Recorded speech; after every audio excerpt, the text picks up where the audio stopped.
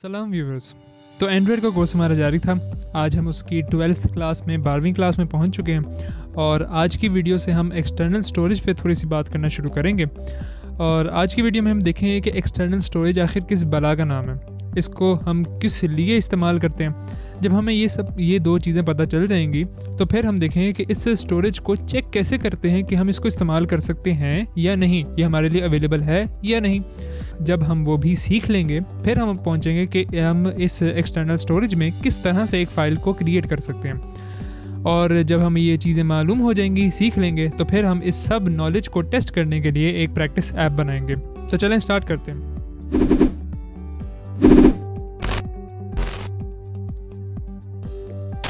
तो व्यूअर्स, हमारे इस चैनल कोड स्टूडियो को बनाने का मकसद क्वालिटी कंप्यूटर साइंस कंटेंट को उर्दू ज़बान में लोगों तक पहुंचाना है ताकि मेड इन पाकिस्तान की तरह लर्न इन पाकिस्तान का भी रुझान पैदा हो सके। तो अगर आपने अभी तक हमारे चैनल को सब्सक्राइब नहीं किया तो इसे सब्सक्राइब करें ताकि हमारी आइंदा के इसी तरह के ट्यूटोरियल्स भी आपको मिलते रहें। तो जैसा कि आपने देखा कि इंट्रो से पहले हम ये चीज़ें देखेंगे। टाइम स्टैम्प्स आपको डिस्क्रिप्शन में मिल जाएंगे, आप वहाँ से देख सकते हैं। बगैर किसी ताख़ीर के चलें एक्सटर्नल स्टोरेज पे आते हैं। एक्सटर्नल स्टोरेज होती क्या है? जैसा कि आपको तस्वीर में नज़र आ रहा है, हमारे पास एक ऐप होती है और उसके साइड पे अलग से करके थोड़ी सी हमें स्टोरेज की जगह मिल जाती है, जिसे SD कार्ड से यहाँ पे रिप्रेजेंट किया गया। एक्सटर्नल स्टोरेज वो मेमोरी है कि जो कि मोबाइल की स्टोरेज में बाद में इजाफा करने के लिए ऐड की जाती है। मोबाइल की जो अपनी असल स्टोरेज है वो इसका हिस्सा नहीं होती। ये एक अलग से साइड की स्टोरेज है जिसको हम मोबाइल की स्टोरेज में साथ जोड़ देते हैं और यूजुअली ये एक मेमोरी कार्ड की फॉर्म में होती है। SD कार्ड भी इसको कहा जाता है। इसका फ़ायदा ये होता है कि आमतौर पे क्योंकि ये इसका साइज़ लोकल स्टोरेज से जो मोबाइल की अपनी स्टोरेज है उससे ज़्यादा होता है, तो हमें एक एक्स्ट्रा स्पेस मिल जाती है कि हम अपनी मज़ीद फाइल्स जो कि हम मोबाइल में स्टोर नहीं कर सकते मोबाइल की कैपेसिटी के कम होने की वजह से, तो वो इसमें स्टोर कर देते हैं। और इसकी मदद से हमारी फाइल्स जो हैं हमें बार बार डिलीट नहीं करनी पड़ती।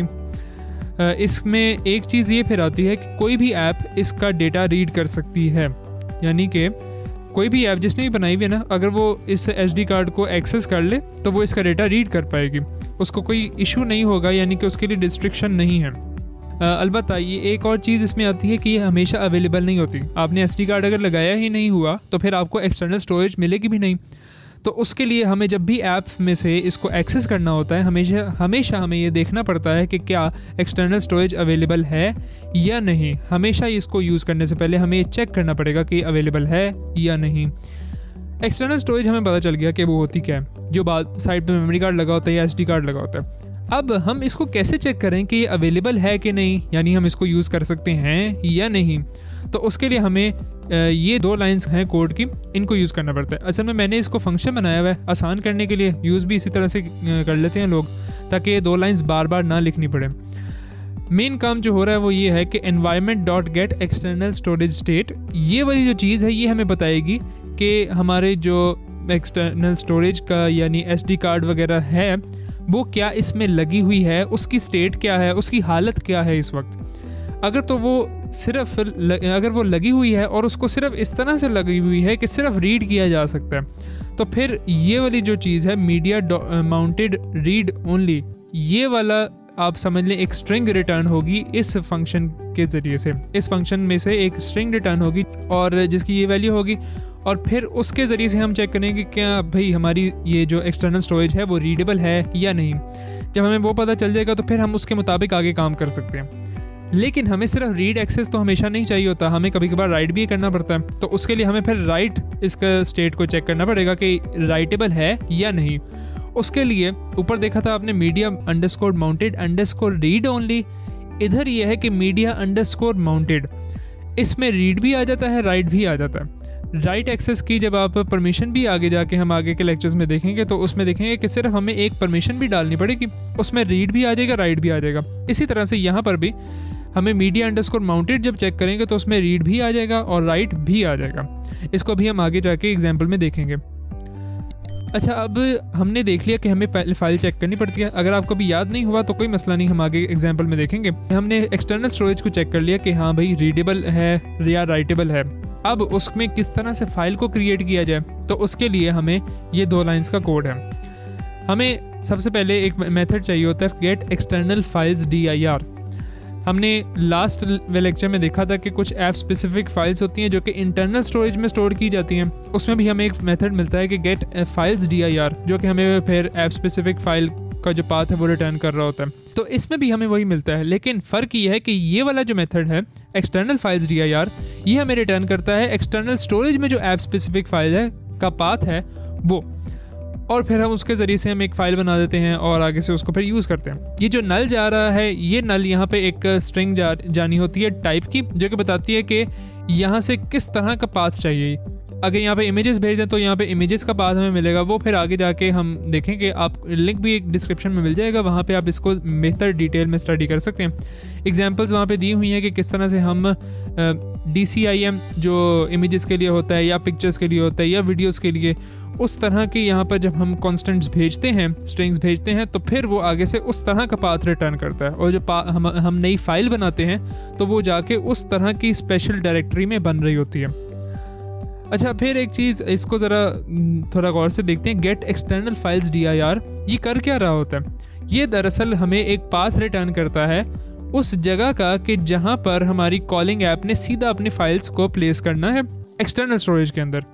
इंटरनल स्टोरेज नहीं, एक्सटर्नल स्टोरेज में। इसीलिए यहाँ पे नेम के अंदर भी आपने देखा है कि एक्सटर्नल का वर्ड इन्होंने घुसा दिया। The calling app does not need permission इसे नहीं चाहिए, यानी कि उसको इजाज़त नहीं चाहिए कि मैं इधर राइट कर सकता हूँ कि नहीं। अगर आप किसी और ऐप के ज़रिए से किसी दूसरी ऐप का, यानी एक ऐप है उसने तो किसी दूसरी ऐप की ये वाली फाइल्स का जो इसकी जो डायरेक्टरी है इसको एक्सेस करना है, तो उसके लिए आपको रीड राइट परमिशन चाहिए होती है। लेकिन जिस ऐप का ये अपना फोल्डर है वो तो इसकी मालिक है ना, तो उसको इसकी परमिशन नहीं चाहिए होती, वो सीधा इसमें रीड राइट कर सकती है। परमिशन आगे किसी लेक्चर में आएंगी। अगर आपने थोड़ा बहुत भी पढ़ा हुआ है तो उससे आपको थोड़ा सा लिंक करने में आसानी होगी। जो मैनिफेस्ट में हम परमिशंस डालते होते हैं ये उनकी बात हो रही है। अगर आपको अभी तक नहीं समझ आई तो बेफिक्र हो जाएं, इस लेक्चर में उसकी आपको ज़रूरत नहीं है। फिर डेटा जो इस डायरेक्टरी में लिखा जाता है, इसका एक फ़ायदा ये होता है कि जैसे ही आपने अपनी ऐप अनइंस्टॉल की तो वो डेटा भी उधर से डिलीट हो जाएगा, आपको अलग से वो डेटा डिलीट नहीं करना पड़ेगा। तो यहाँ पर उस तरह का हम डेटा आमतौर पर स्टोर करवाते हैं कि जो हम चाहते हैं कि सिर्फ हमारी ऐप के साथ रहे, कोई और उसे रीड करना चाहे तो वो भी कर ले, नहीं करना चाहता ना करे। लेकिन हम चाहते हैं कि जैसे ही हमारी ऐप डिलीट हो ये डेटा भी डिलीट हो जाए, यूज़र की जो स्पेस है वो ज़्यादा ना हम लें। जितना ऐप्स इस चीज़ का ख्याल रख रही होती हैं यूज़र्स को उतना ही वो ऐप पसंद आती है, और फिर हमारी रेटिंग वगैरह भी उसी से हवाले से ज़्यादा बढ़ती है ऐप स्टोर में जब उस पर अच्छे रिव्यूज़ आते हैं। तो हमने देखा कि फ़ाइल को क्रिएट करने से पहले हमें उसको देखना पड़ेगा कि अवेलेबल है या नहीं, फिर क्रिएट कैसे करते हैं। तो अब चलें इसकी एक हम प्रैक्टिस ऐप भी बना लेते हैं। तो उसके लिए जाते हैं एंड्रॉइड स्टूडियो पे। तो एक मैं एम्प्टी प्रोजेक्ट बना लेता हूँ, इसको नाम दे देता हूँ मैं क्लास 12 फिनिश। तो मैं ये चाह रहा हूँ कि मैं एक्सटर्नल स्टोरेज में एक फ़ाइल क्रिएट करूँ और उसमें मैं अपना कुछ डेटा स्टोर करवा दूँ। जब वो डेटा स्टोर हो जाए तो फिर उसको मैं बाद में रीड करूँ, और रीड करके मैं उसको स्क्रीन पे यानी एंड्रॉयड की जो ऐप है उस पे मैं डिस्प्ले कर दूँ। तो चलें वो करके देखते हैं। जैसे हमने देखा था कि हमें 2 मेथड्स चाहिए होते हैं जो कि बताएं कि किस तरह से हमने रीड एक्सेस चेक करना है या राइट एक्सेस चेक करना है। राइट में हमें रीड वाला भी चेक हो जाता है, तो चलें वो बना लेते हैं। इज एक्सटर्नल स्टोरेज राइटेबल, ये फंक्शन होगा और ये रिटर्न क्या करेगा, ये एक बूलियन रिटर्न करेगा। और इसके अंदर होगा क्या कि मैं एक स्ट्रिंग बना लेता हूँ और वो स्ट्रिंग होगी स्टेट के नाम से। वो चेक करेगी environment dot gate external storage state, और अगर तो environment डॉट, इसको इफ में लग देता हूँ, if environment dot media mounted dot equals, और उसके अंदर मैं ये स्टेट भेज देता हूँ। अगर तो ये स्टेट के इक्वल है यानी कि मीडिया माउंटेड यानी कि राइटेबल है वो वाला कांस्टेंट, अगर वो इक्वल है इस स्टेट वाले कांस्टेंट की जो स्ट्रिंग है उसके, यानी कि ये वाली लाइन ये बताएगी कि अगर तो ये ट्रू है यानी कि हमारी एक्सटर्नल स्टोरेज माउंटेड है। तो फिर हम क्या करें, रिटर्न कर दें ट्रू। और अगर तो नहीं है तो फिर ये लूप के बाहर आ जाएगा, उस सूरत में रिटर्न कर दे फॉल्स। अच्छा, अब इन 2 लाइंस को छोटा करके लिखा जा सकता है, और वो ये कि इधर गया मैं, ऑल्ट एंटर, सिंप्लीफाई, और उसने इसको छोटा कर दिया। इससे ये होगा कि environment डॉट मीडिया माउंटेड, अगर तो ये ट्रू है तो ट्रू ही रिटर्न कर देगा, फॉल्स है तो फॉल्स रिटर्न कर देगा। जो हम इस तरह से कर रहे थे उसके बजाय इस छोटे कोड से वो काम हमारा हो जाएगा। ये एक फंक्शन हो गया। अब मैं एक फ़ाइल बना लेता हूँ। मैं एक पाथ चाहिए मुझे पहले,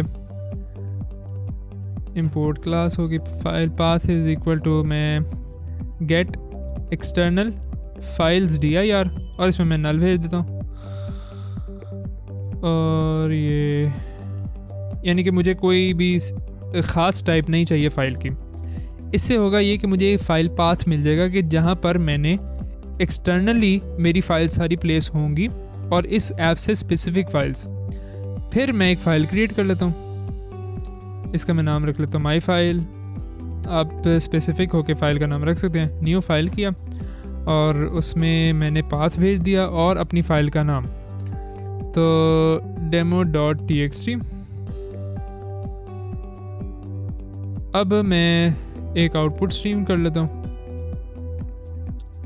ये वाला कोड आउटपुट स्ट्रीम वाला लास्ट वीडियो में समझाया था, अगर आपने नहीं देखी तो आप डिस्क्रिप्शन में भी उसको आपको लिंक मिल जाएगा, आप वहाँ से देख सकते हैं। आउटपुट स्ट्रीम का वेरिएबल बनाया न्यू आउटपुट स्ट्रीम, और उसको मैं खुद सॉरी फाइल आउटपुट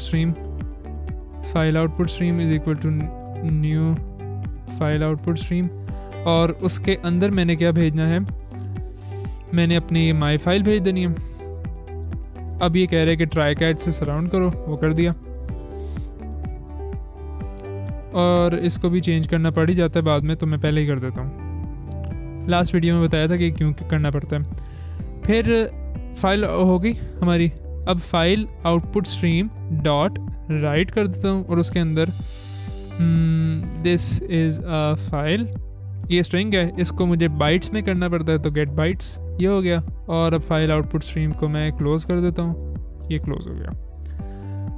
इतना जो कोड है ये मेरा एक फ़ाइल को क्रिएट करेगा, उसके अंदर ये वाली लाइन स्टोर करा देगा और फिर फाइल को क्लोज कर देगा। अब मैं थोड़ा सा इधर आता हूँ एक्टिविटी के ऊपर, और इसके लेआउट में ये वाला हमारा टेक्स्ट है, टेक्स्ट व्यू है। मैं एक बटन भी इसमें लगा देता हूँ। ठीक है जी, ये बटन भी लग गया, और दोनों साइड से इसको 0 कर देता हूँ ताकि सेंटर्ड हो जाए। इसको भी, ये भी 0 ही हो। इसको मैं एक आईडी असाइन कर देता हूँ, टेक्स्ट व्यू माई टेक्स्ट। वो कह रहे थे कि जहाँ जहाँ पे यूज़ हुआ है उसका नाम चेंज करने के नहीं, तो वो कर दिया। बटन चेंज टेक्स्ट, मैं चाह रहा हूँ कि जैसे ही इस बटन पे क्लिक करूँ तब इसके अंदर टेक्स्ट चेंज हो जाए, और वो टेक्स्ट कौन सा हो जो मैं फाइल में राइट करवाता हूँ। इसका बटन का टेक्स्ट भी चेंज कर लेता हूँ मैं, चेंज टेक्स्ट। अच्छा, ये कैपिटलाइज होके ही आएगा क्योंकि अभी ऑल कैप्स हमारा इसमें हुआ होता है, तो वो इधर से इशू नहीं करेगा। चेंज टेक्स्ट कर दिया। अब हमारे लेआउट सेट हो गया। मैं अब यहाँ से गेट कर लेता हूँ टेक्स्ट व्यू कौन सा, my text is equal to find view by I D r.id.text view my text, और एक बटन चाहिए, बटन चेंज टेक्स्ट के नाम से find view by I D r.id.button change text, ये मिल गया। जैसे ही बटन पे क्लिक हो, यानी कि button change text dot set on click listener, तो new view dot on click listener, ये सारा कुछ मैं पहले इस प्लेलिस्ट में पढ़ा चुका हूँ, तो इसलिए उनकी डिटेल में नहीं जा रहा। अगर आप देखना चाहते हैं तो आप इस प्लेलिस्ट को एक्सप्लोर कर सकते हैं, जिसका नीचे डिस्क्रिप्शन में भी लिंक आपको मिल जाएगा। जैसे ही बटन पे क्लिक हो तो फिर क्या होना चाहिए, फिर मैं यहाँ से इस फाइल को रीड करूँ। और उस फाइल को रीड कैसे करना है, तो मैं एक मेथड बना लेता हूँ जो कि फ़ाइल को रीड करे और वो गेट कर दे उसके कंटेंट्स। रीड फाइल कंटेंट्स, उसको मैं फ़ाइल पास करूँ जो कि हो माई फाइल, और वो उसके कंटेंट्स को रिटर्न कर दे। String file contents is equal to this. Method बना नहीं हुआ तो उसको भी क्रिएट कर लेते हैं फॉर मेन एक्टिविटी के अंदर। अब मुझे चाहिए file input stream. File input stream is equal to new file input stream, और उसके अंदर ये माई फाइल भेज दिया। वो कह रहे कि सराउंड विद ट्राई कैच, वो भी कर लिया, और इसको IO एक्सेप्शन कर दिया। इसके बाद मुझे चाहिए एक इनपुट रीडर, वो इनपुट स्ट्रीम रीडर।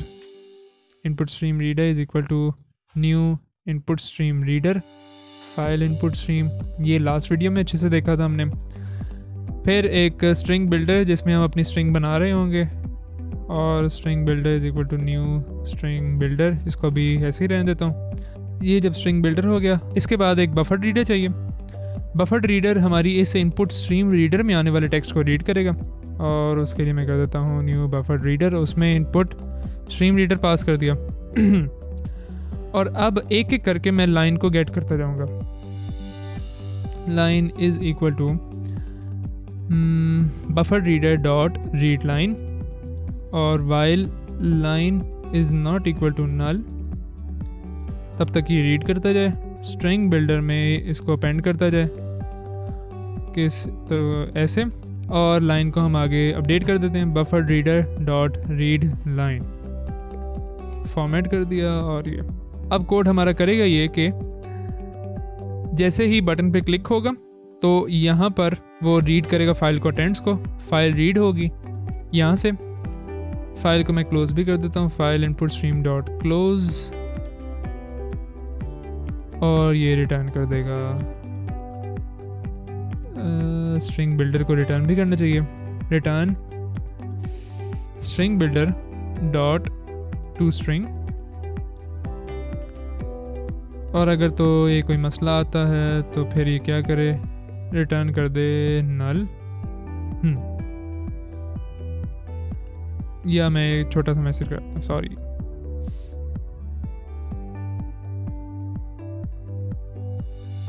सही है। अब इसको जैसे करना चाहिए आपकी मर्जी है। ये वाला फंक्शन फाइल को रीड करेगा जो इसको फाइल पास की जाएगी, और उसके कंटेंट्स हमें रिटर्न करवा देगा। जैसे ही वो कंटेंट्स इसके अंदर आते हैं तो मैं करता ये हूँ कि मेरे पास जो ये टेक्स्ट व्यू है, माई text view my text dot set text कर दूँ, और इसमें मैं अपना टेक्स्ट पास कर दूँ। वो क्या है, फाइल कंटेंट्स। तो चलें चला के देखते हैं इसको। ठीक है, अभी आप देख रहे हैं हेलो वर्ल्ड टेक्स्ट। मैं इस पे क्लिक करता हूँ, change text, this is a file. उसने फ़ौरन से पहले राइट कर दिया था। राइट करने के बाद जैसे ही मैंने क्लिक किया तो उसने उस फाइल को रीड किया और उसका टेक्स्ट यहाँ पे डिस्प्ले करा दिया। ये एक छोटी सी एग्जांपल ऐप थी। आप जितना इसको यूज़ करना चाहें कर सकते हैं। ये बेसिक कॉन्सेप्ट था। इसको आपने यूज़ करते हुए अपनी बड़ी ऐप्स बनानी है, बड़े स्केल की ऐप्स, और वो आपको कोई लिमिटेशन नहीं है, आप जितना बड़ा चाहें सोच सकते हैं। तो वापस आते हैं, आज की वीडियो के लिए इतना ही। तो एक चीज़ रह गई थी दिखाना, ये वाला पार्ट मैं वीडियो रिकॉर्ड करने के बाद दोबारा से रिकॉर्ड कर रहा हूँ यहाँ पर, कि वो ये कि जो हमने फ़ाइल बनाई है वो मैंने आपको नहीं दिखाया कि कहाँ पे क्रिएट हुई है। ये जो मैंने फाइल बनाई है ना demo.txt, तो इसको ज़रा देखते हैं। ये डिवाइस फाइल एक्सप्लोरर पे गया मैं और यहाँ से अपनी ये एमुलेटर सेलेक्ट किया। इधर से मैंने जाना है यहाँ पर स्टोरेज एमुलेटेड, और ये यहाँ पे कह रहे कि परमिशन नहीं है मुझे, इधर नहीं जाना, SD कार्ड, और यहाँ से एंड्रॉयड डेटा, और ये यहाँ पर ये नल, और ये demo.txt। ठीक है जी, मैं दोबारा से फाइल बताता हूँ। हमने कहा ना ये एक्सटर्नल स्टोरेज है, तो एक्सटर्नल स्टोरेज SD कार्ड होती है। तो SD कार्ड के अंदर वहाँ पे आपने जाना है एंड्रॉयड के फोल्डर में। ऐप स्पेसिफिक जो चीज़ें हैं वो एंड्रॉयड के फोल्डर में होंगी। उसमें आप गए डेटा में, यहाँ पर आपको वो ऐप्स मिल जाएंगी कि जिन्होंने एक्सटर्नल स्टोरेज में अपना कुछ ना कुछ सेव करवाया हुआ है। यहाँ पे देखें com.smsaz.class12, ये क्लास 12 है। ये वाले इसको इग्नोर कर दें, ये मैंने जब प्रैक्टिस के लिए बनाई थी, जब इस लेक्चर की प्रेपरेशन कर रहा था तब के लिए। तो ये जो 12 है इसको आपने ओपन करना है। यहाँ पर देखें फाइल्स और इसमें नल, मैंने यहाँ पे फाइल के टाइप रखी थी ना नल, तो ये इधर से इसने नल की पहले डायरेक्टरी बनाई और उसके अंदर जाके इसने फाइल बना दी demo.txt। इसको ओपन करते हैं और ये देखें दिस इज़ अ फाइल। ठीक है जी, तो वापस चलते हैं अपने आउटरो की तरफ। लिंक्स आपको डिस्क्रिप्शन में मिल जाएंगे इस वीडियो से रिलेटेड, जो स्लाइड्स होती हैं वो भी आपको डिस्क्रिप्शन में मिल जाएंगी। नीचे एक ड्राइव का लिंक होगा, गूगल ड्राइव का, वहाँ पे सारे कोर्स के रिसोर्सेज, कोड वगैरह सारा कुछ अपलोडेड होता है, आप वहाँ से उसको एक्सेस कर सकते हैं। और इस वीडियो को अगर पसंद आई हो तो इसे लाइक करें, अपने दोस्तों के साथ शेयर करें। एंड्रॉयड का कोर्स अगर कोई सीखना चाहे तो उसको ज़रूर इस चैनल की तरफ उसकी रहनुमाई करें, ताकि उसको free of cost Android development अच्छे तरीके से सीखने मिल जाए। कोई सजेशन हो तो ज़रूर कमेंट्स में बताया करें, अपना फीडबैक ज़रूर दें। नेक्स्ट वीडियो तक के लिए खुदा हाफिज़ एंड थैंक यू।